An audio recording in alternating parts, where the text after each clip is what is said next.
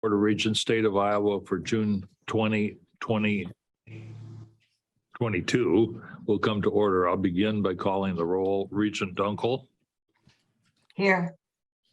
Regent Barker, Here. Regent Crow, Here. Regent Rouse, Here.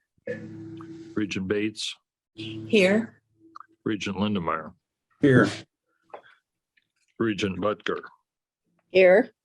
Regent Richards is present. We have a quorum and the meeting can proceed. At this time, I'd like to recognize Brad Berg from the Board of Regents office, who will make comments about appropriations.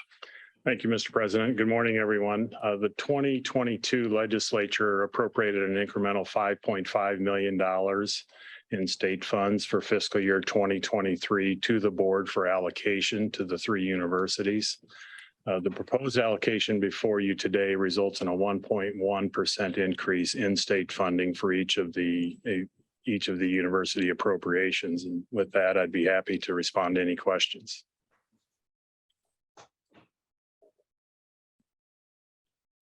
Are there any questions from any of the regions?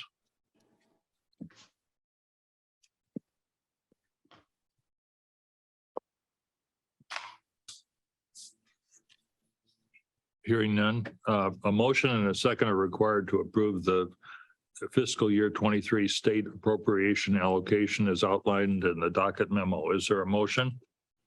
So move. Regent Butker. Regent Butker, yes, okay. Sound is a little different today. Is there a second? Sure, I'll second. Regent Barker. Any discussion? We'll have any discussion, any questions? We'll have a roll call vote. Regent Bates, Yes.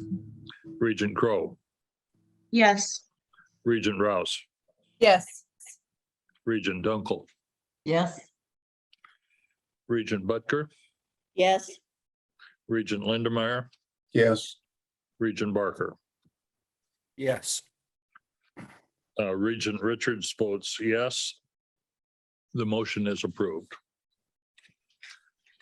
At this time, I'd like to we're move on to 22-23 tuition and mandatory fees. I'd again like to recognize Brad Berg. Thank you. And also before the board today is the first reading of the proposed tuition and fees for the 2022-23 academic year. The second and final reading is scheduled for the July 27th meeting. The proposed base undergraduate resident tuition rates include a 4.25% increase at each of the universities, and the docket also includes varying adjustments to other student categories, differential tuition for higher cost programs, and mandatory fees as provided in the docket. Student government leaders from each of the universities are present today to comment on the tuition proposals. And so unless there's questions for me at this time, we can hear from the students. Are you going to introduce each one? Certainly. Okay. Yeah. Our first student representative is Jacob Ludwig, who is the president of the Iowa State University Student Government. Jacob? Can you hear me all right? Yes. Okay, perfect. On behalf of the student body of Iowa State University, thank you to the board for allowing me to speak today on the proposed tuition and fee rates for the upcoming academic year. First and foremost, I would like to commend the board for your tireless work and support for Iowa State University and the entire Regents system.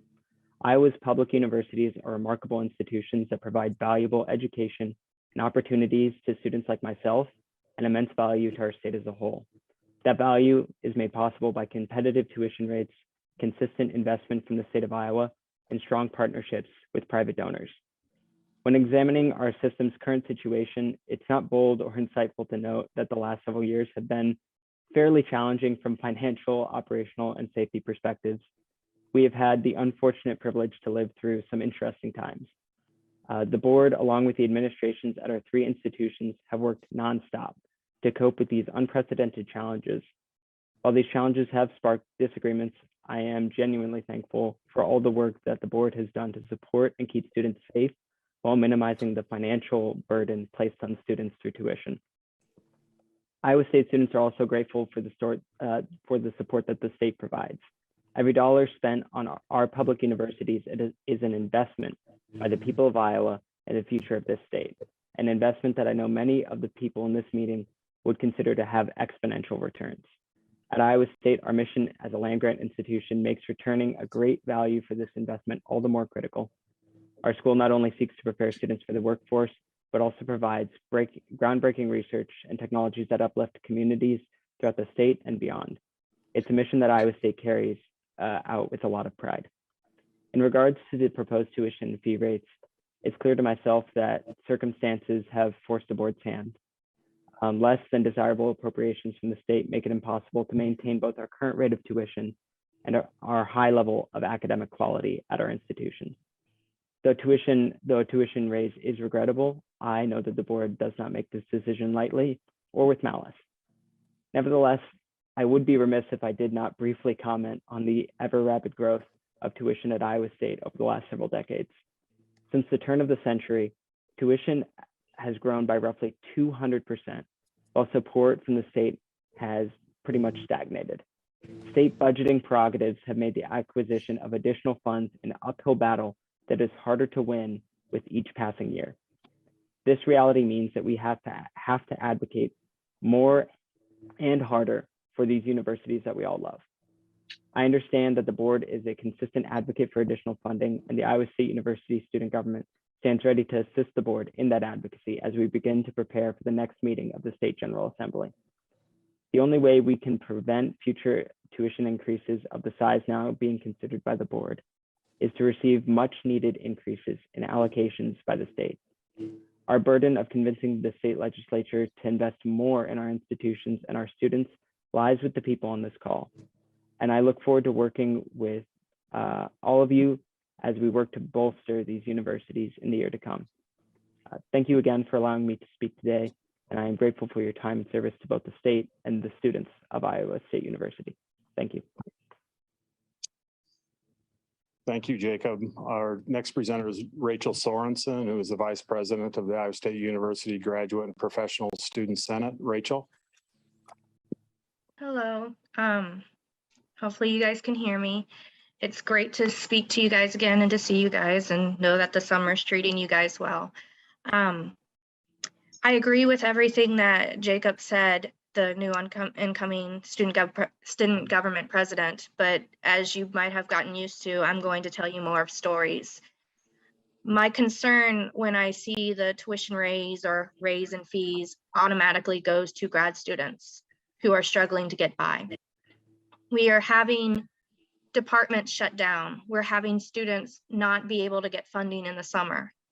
We're having students who are actually homeless in the summer, and they're trying to raise extra money at this point to pay their tuition if they're master's students, and it is extremely difficult for them.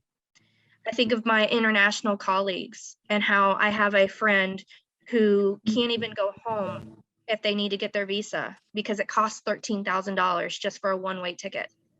And I struggle to think how we can balance the need for international students to come, but at the same time, raise the tuition for them to the point where it makes it difficult for them to go back to get their visas so that they can go back into our country.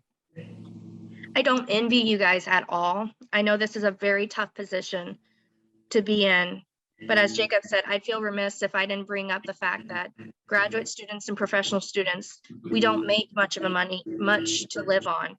And by increasing tuition or increasing fees, we're struggling to get by. Myself, I'm homeless this summer, and the amount that I've been paid is not enough to actually be able to continue to pay tuition, to put that extra fees to the side if I'm already trying to find housing and housing's too high. So like I said, I appreciate everything you guys have done, but I'd be remiss to not remind you that the grad students, we worry about being able to fund our ways and to be able to live and not be poor or homeless. Thank you. Thank you, Rachel. Next, we'll hear from Patrick Johnson, who is the president of the University of Iowa Undergraduate Student Government. Patrick. Thank you, Mr. Berg, and thank you to the Iowa Board of Regents for speaking with our student leaders this morning. I'm here today to represent over 20,000 undergraduate students at the University of Iowa, each of whom is drastically impacted by the conversation we are having in this Zoom call today, and who increasingly share the cost of financing their education alone. However, before I begin with my remarks, I would like to share one number with all of you today: 30,464. That number is the average student loan debt held per borrower in the state of Iowa as of 2021. That's for in-state residents, a number which figures to increase consistently in the upcoming years.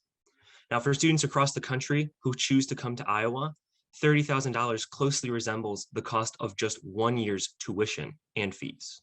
The debt for these students often breaches 6 figures.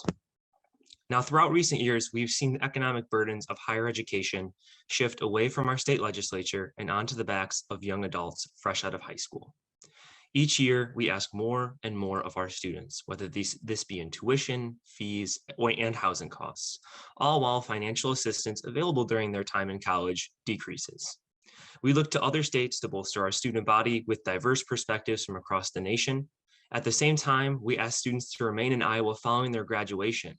However, Iowa is a state in which the median household income lies in the bottom half of the nation. The contradiction stands boldly before all of us. We continue to increase economic barriers for our students and simultaneously question the reasons why they must relocate following their graduation. And this model, as I'm sure as we are all aware, is simply unsustainable and in need of reform. Now, I'm not here today to cast any blame or present all of the solutions, and nor do I ask the board to deliver them alone. As a student leader personally, I am immensely grateful for the work the board during these difficult times. And I recognize, as President Ludwig mentioned, these decisions are not made lightly. Rather, I'm calling on our partners in the Iowa State Legislature to work together with the board and with students alike to create the systemic change necessary to provide accessible, affordable education to any student who pursues it. It's our duty as educational and state leaders to review the financial burdens we place on our students and ensure that these expenses fund essential, useful, and desired services across our campuses. For example, increased fees such as the building and deferred maintenance fees must be subject to both institutional and student review to ensure that these funds are directed toward items utilized and appreciated by the student body. These two fees, while they're small in scale, they're a prime example of our duties as leaders to ensure we are only asking our students to monetarily contribute to services to better their college tenure. As leaders of student education, it is our duty to invest in our students and thus the state of Iowa. However, our voices must be carried by those with power to create tangible change. It is the job of our state legislature to support the education of their constituents via state appropriations, which we will note we are very grateful have increased this year amongst the region institutions. As an out-of-state student myself, I'm no stranger to the financial struggles of higher education and the strain even a slight increase in tuition can have on a household. Ultimately, I hold the goal of attending law school following my time in undergrad. However, I face the same aforementioned struggle as many of my peers, affording to live in Iowa following an undergraduate tenure laden with debt. Now, my story is hardly unique, and it spans across every college, major, and student at our region institutions. How we resolve that discrepancy will define the success of Iowa education for generations to come. And our plans cannot rely on an unsustainable model of annual tuition increases for our students. Iowa has always held pride in its low tuition costs, especially for its in-state students. But increasing the financial strain every year will only drive students away from those very same institutions. In short, while I am immensely grateful for the hard work and dedication of our partners at the Board of Regents, I call to our state legislature to invest in our students, our future leaders, and our state's success by working with region institutions to create an accessible education affordable to all who pursue it. Thank you all for your time today. Thank you to the board for your continued partnership, your dedication, and your work to keep education costs low and affordable. I know that all the decisions that are being proposed today and that will be read later in July are not made easily. And I understand everyone on this call understands the gravity of what we're talking about. So thank you all for your continued work and your partnership. I look forward to working with you all throughout the year. Thank you for your remarks, Patrick. Our next presenter is Riley Post, Vice President for the University of Iowa Graduate and Professional Student Government. Riley. Morning, everybody. In the interest of not parroting what everyone else has already said, I'm going to go a little bit off of my prepared remarks. I would like to start off by thanking the board. I think that we would be remiss to not mention the efforts of all of you that I'm sure directly kind of moved itself into our increase in appropriations this year. I do think that it's a good idea to kind of put this appropriations increase into context, though. When you start looking at the numbers of what's been appropriated in the past versus what's being appropriated now, and please correct me if I'm wrong here. I think that we've seen the amount of money that we can expect for next year is roughly $80 million less than was appropriated in 2009, and is actually less than the amount of money that was appropriated in 1999, which is before many of the people on this call were even born. And so when you start factoring in things like inflation, which has been kind of top of mind for people over the last year, the amount of money that is being appropriated now actually represents almost a 45% decrease in the amount of buying power represented by the appropriations from the state to the regent universities. And so in the same period of time, tuition has been increased, as someone else mentioned, by 41%. So we're really, when you take the 43% reduction and compare it to the 41% increase in tuition, we're really taking the responsibility for funding these institutions away from the state and moving them onto the backs of students. And when the two numbers match so perfectly, it's almost seems to imply that we aren't actually getting anything additional as students. We're simply, just taking on this extra cost as it's being deferred by the state.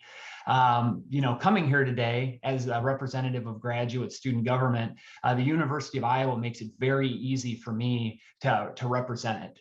We have fantastic programs that are offered at great value. I don't have to dig very deep to talk about our fantastic law school, our best in the country writers workshop, our medical school, and in my case, the hydraulics laboratory in IIHR. And we have fantastic faculty. And when we start getting into these narratives of hostility towards higher education, whether it be appropriations or benefits to our faculty, it makes it more and more difficult to retain the types of faculty that are necessary to maintain these programs and to attract the types of graduate students that make our programs so great. Now, going forward, again, in the interest of not repeating what others have said, I think the takeaway from the couple of Board of Regents meetings that I've attended is that all of the students that are here that represent the various universities and the regents, we have shared priorities. We all want what's best for our institutions. We want what's best for our students. And in kind of this current environment, it seems to me that a lot of that has to do with appropriating of funds. And so, we meet several times a year, and you guys are very gracious to allow us to come and you politely listen to our concerns. But I would really like to kind of start to change the paradigm. And I know Amber, our president, Amber Crow, she agrees with me on this. We would really like to work in concert with the board so that we can come together these couple times a year and talk about progress and strategies that the student bodies, who obviously are very concerned about rises in tuition, so that we can feel like we're participating in this dialogue between the legislature and the board. And we have things like Hawkeye Caucus and the other opportunities for us to go up and speak with legislators. But it would really be great if we could feel a little bit more a part of these types of things and really feel like we were working alongside the board rather than just having us come here and feel like maybe we complain or do those types of things a few times a year. So we'd really like to keep that dialogue open, and we really look forward to working with the board side by side over the next year as we continue to navigate these waters of challenges that the Regents universities face. So with that, I'd really like to thank you for the time that you've allotted for me today. And I look forward to working with everybody in the future. Thank you, Riley. And lastly, we will hear from Leila Mašinović, who is the president of the UNI Student Government. Leila? Hi, can you guys hear me? Okay, good. Hello, and I hope you all are well. Thank you for allowing me to speak on the behalf of college students, especially of my constituents here at UNI. Being the first of a first generation in my family, going to college is a huge responsibility and an honor, but it's also just as much as a hurdle and a foreign battleground. Students and friends I have known for a long time had voiced their concerns, not knowing where to turn to be able to afford continuing their education. Many of them know that as this degree gives them an education, it also secures their ability to build a great future with their families, and in return, give back to the community that has helped them get to where they are. Aspiring medical professionals, engineers, accountants, managers, teachers, lawyers, politicians, and more are severely hindered from accomplishing their dreams because of the hefty price one must pay just to attend college, let alone afford transportation, housing, books, food, etc. As a first generation student, I do not share the same struggles as my fellow classmates, nor do they share the same struggles as I do. But something we all understand is the financial burden that a college education can cause to not only a student and their family, but to the communities that they could have served if they were able to continue their education as they have wished. This unfortunate circumstance of a promising individual not being able to attend college because of rising costs will only be a great disadvantage and hindrance to our society. On the State Higher Education Finance Report on shef.org, in the state funding and enrollment section under title Financial Aids Share, it states that, quote, at four-year institutions, 4 states, Hawaii, Iowa, Michigan, and New Hampshire, had 4-year financial aid allocations of less than 1%, end quote. In comparison, Louisiana's financial aid ranked the highest with 43.9%. State appropriations for the state's public universities have decreased significantly throughout the last decades. Why is Iowa less than 1% in financial aid share? This shocking information exemplifies how imperative it is for this to change. Actions will always speak louder than words. As the only regional comprehensive university in Iowa, it is hard for UNI to differentiate its tuition compared to the 2 Research One universities without significantly increased state appropriations. It is vital and only makes sense that the legislature provides more funding to public universities and supports our community members in receiving their education with less of a burden on Iowa students and families. In order to receive, one must give.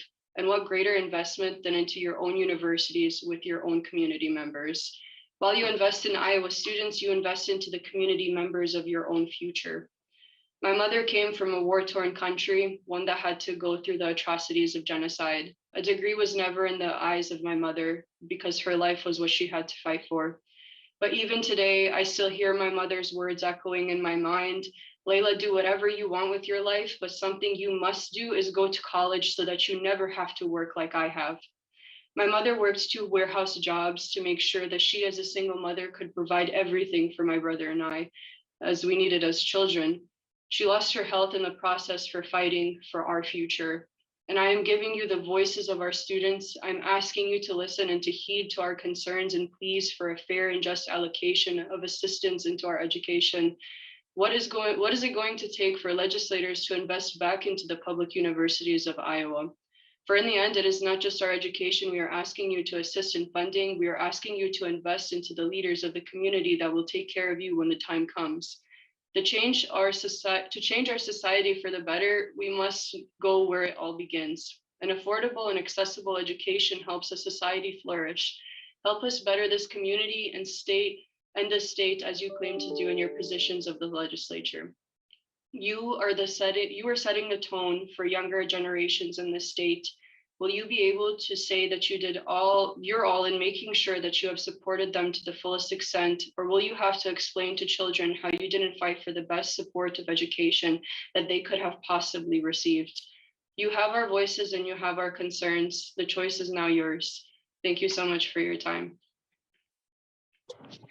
Thank you, Leila, and to all the student representatives. Thank you for attending today. That concludes our remarks, Mr. President. Do the members of the board have any specific questions or comments?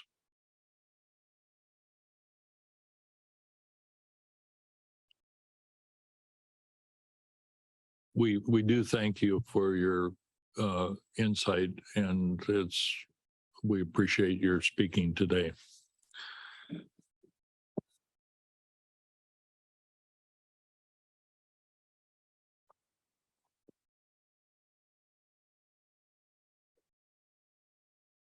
Now, we'll move on to the 2023 Common and University Program Specific Fees. I'd like to recognize Andrea Anania from the Board of Regents office. Thank you, President Richards. Agenda item 4, Common and University Program Specific Fees, contains a list of additional miscellaneous services that students pay for only if they use those services. Each amount covers the direct cost of providing that service. Common fees are fees that 2 or 3 universities charge for their specific services, and the university and program specific fees are for an individual university. All proposed changes are highlighted in blue on the tables on pages 2 through 6, and justifications in the remainder of the docket item. Action on these fees are scheduled for the July meeting.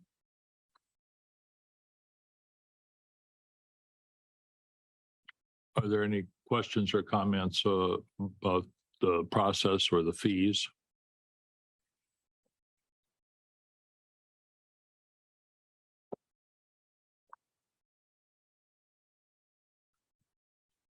Is there any other business to come before the board? Hearing none, this meeting of the Board of Regents, State of Iowa is adjourned.